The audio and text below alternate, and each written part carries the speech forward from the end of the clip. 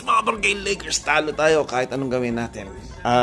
Tambak tayo ng mga more than mga 20 lang. 4 minutes pa, pero sinuko na lang Lakers ang dahil linabas na lahat ng mga. Yan na po ang score, mga barangay Lakers. Kita nyo, 118-100. So, 18-point lead. Yung road game natin, mga barangay Lakers. Sa susunod na laban after this. Yan na po, score, mga barangay Lakers. 120-100.